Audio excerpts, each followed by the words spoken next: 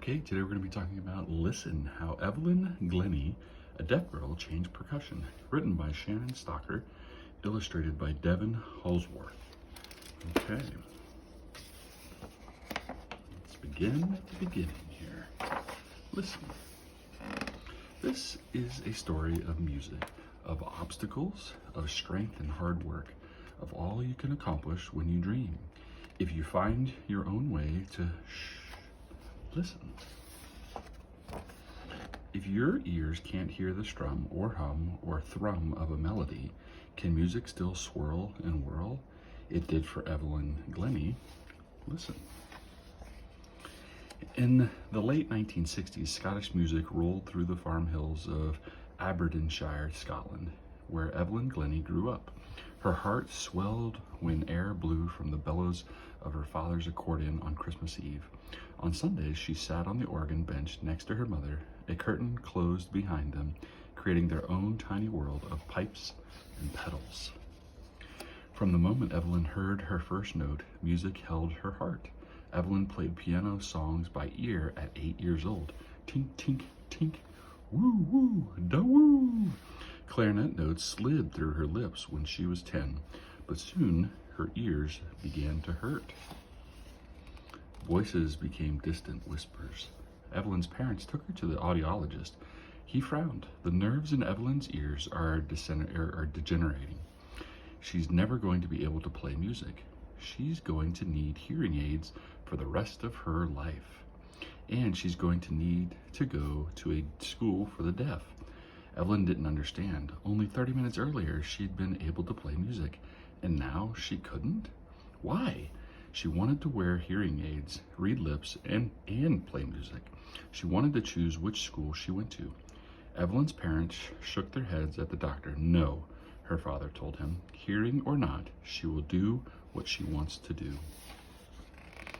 After completing primary school at 11 years old, Evelyn decided to continue her traditional education at Ellen Academy, a secondary school. By the time a ringing phone sounded like muffled crunches in her ears. Still, the percussionist in the orchestra caught her attention.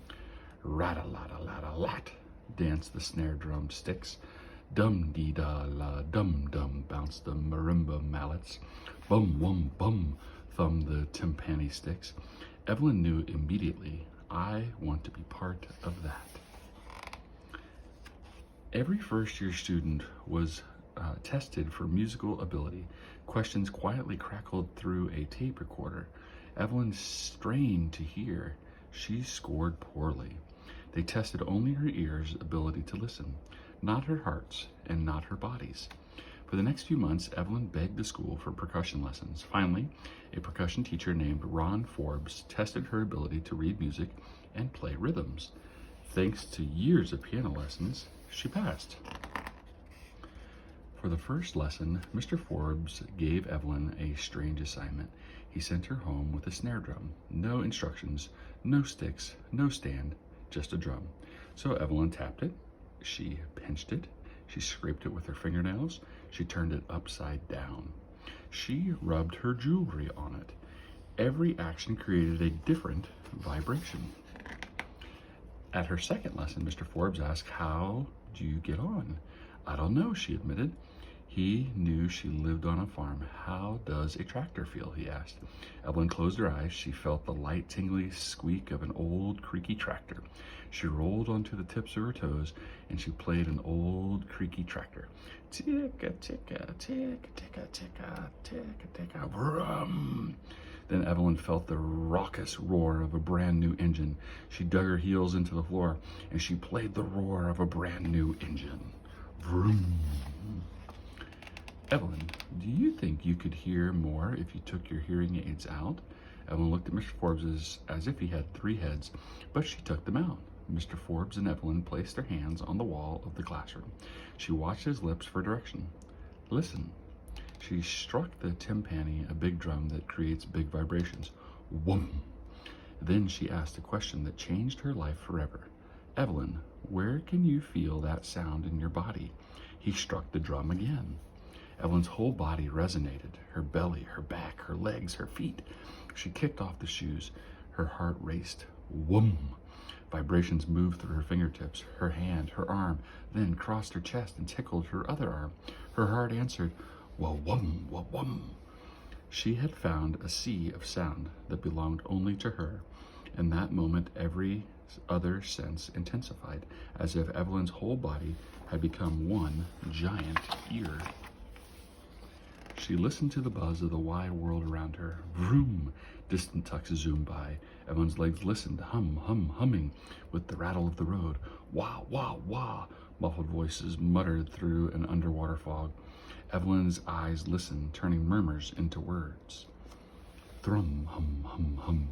Evelyn became so sensitive to each vibration that she could tune an instrument based only on where she felt the bright vibrations in her body. When she graduated at the age of 16, Evelyn auditioned for the Royal Academy of Music in London, but they turned her down. No one believed a deaf musician could have a career in music. Royal Academy of Music. But Evelyn believed. If she could learn to think about listening in a whole new way, then they could too. Evelyn knew that sound and touch weren't that different. Air vibrated, traveling through the judge's ears before turning into sound. For Evelyn, those vibrations traveled through her body. Her brain just listened differently. Evelyn fought for the right to audition again.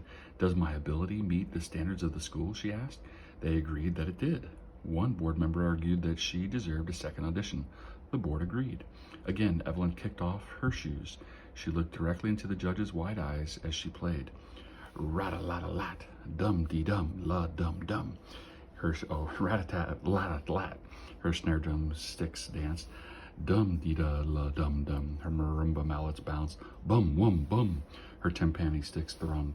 Everything resonated together. The sticks, the mallets, the keys, the room, and Evelyn. This time, they didn't just hear her, they listened. Her music flowed through their ears and their bodies and into their hearts. They welcomed her into the academy. After that, every music school in Great Britain changed its rules. Everyone agreed no one should be turned away simply because of a disability. During her second year at the Royal Academy of Music, Evelyn entered a national percussion competition. She took chances, interpreting the music her way, and she won. Her heart fluttered when she received the prestigious Queen's Commendation for both music and academic excellence.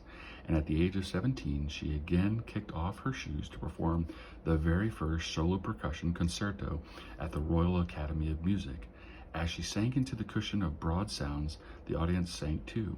As she jabbed at short, sharp sounds, the audience jabbed too.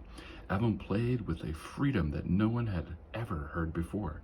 Europe listened. Soon, television shows documented Evelyn's life. After graduating, she was invited to perform at Bartók's Sonata for 2 pianos and percussion. The piece was recorded by CBS Records and gave Evelyn the first of 2 Grammy Awards. She recorded albums and performed in more than 40 countries. And the Queen of England knighted her Dame Evelyn. The world listened. Evelyn remembered the audiologist who thought people could only hear with their ears. He was wrong. Losing my hearing, she said, made me a better listener. Evelyn Glennie became the first full-time solo percussionist in the world. She owns nearly 3,000 instruments, all of which sing in her hands. Throughout her life, many people told her, "No, you can't," but Evelyn always knew she could. And you can too, if you only listen.